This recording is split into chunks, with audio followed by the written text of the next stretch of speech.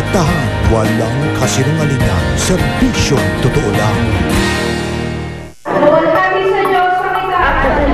Sa isang tahimik na lugar kung saan naninirahan ang isang grupong sukdulan ang pananampalataya.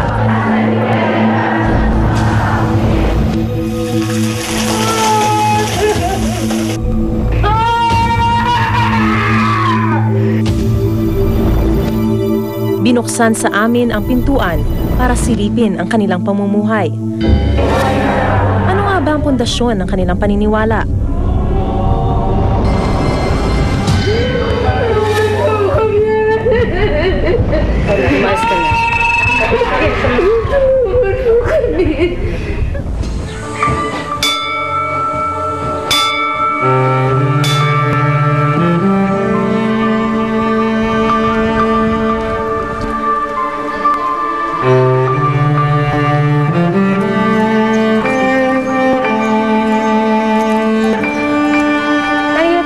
Sa isang compound sa Indang, Cavite.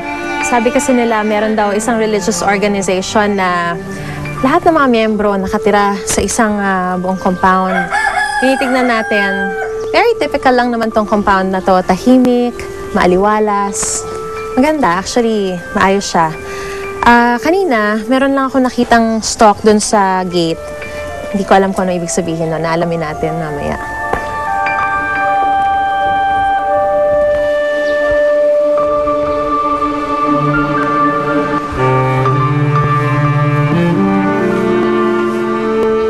Morning po! Anong ginagawa niyo? Ay, nidecoration po ito ang dambana. Dambana ng kasaganahan ang tawag dito. Opo.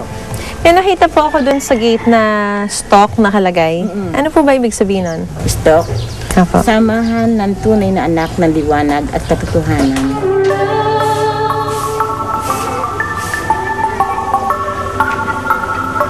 Etong mga compound na to, ang dami-daming mga bahay sa loob.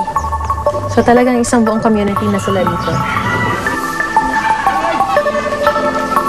Morning po!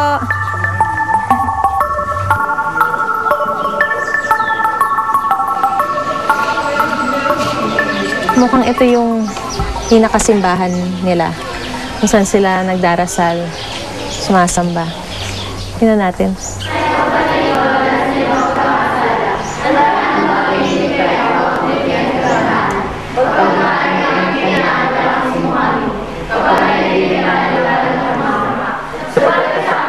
Sa murang edad, napansin kong mulat na ang mga kabataang ito sa taimtim na pananalangin.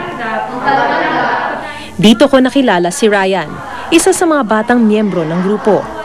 Paano ka na pasama rito sa grupo na to? Actually, hindi pa ako ipinapanganak ng magulang ko. Andito na ang mother ko. Kumbaga, nagkaroon siya ng karamdaman at dito siya nagpagamot. Tapos, alam mo yun, yung calling.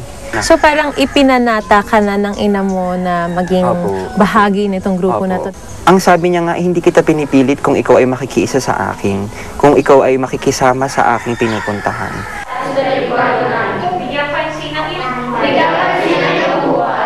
Katsa yan, di ba? Apo, katsa. Bakit kayo nakaganyan?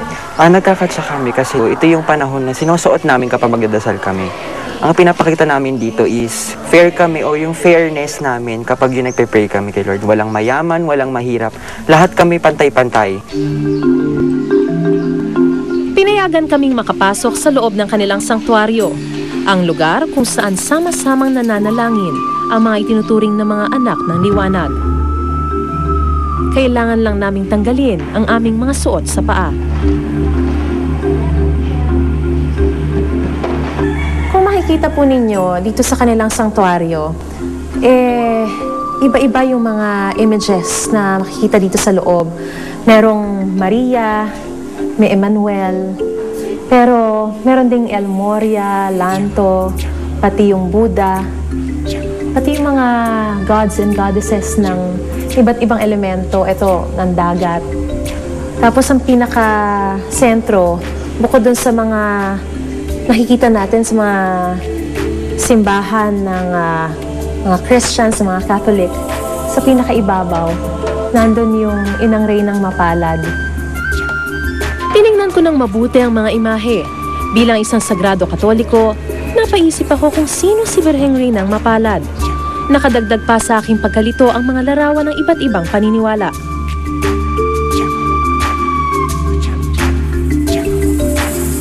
Ang inang Birheng Reynang Mapalad, siya ang pinakamataas na espiritu na gumanap noong unang-unang panahon pa.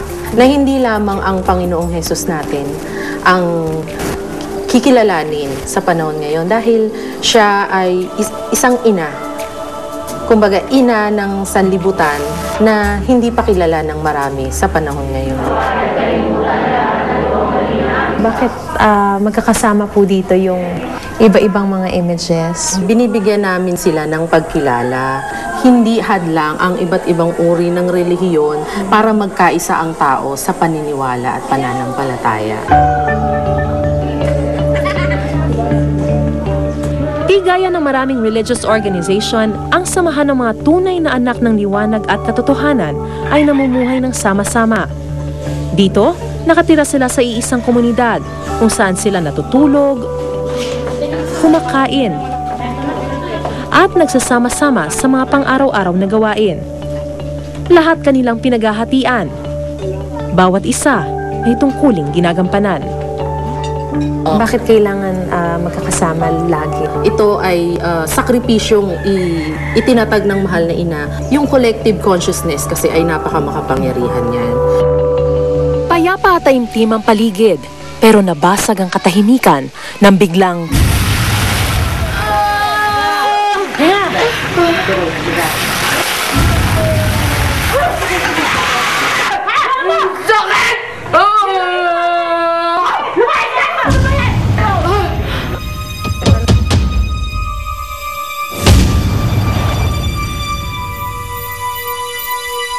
Ilan kayong nakalibing doon? Ilan? Mahigit kami 30!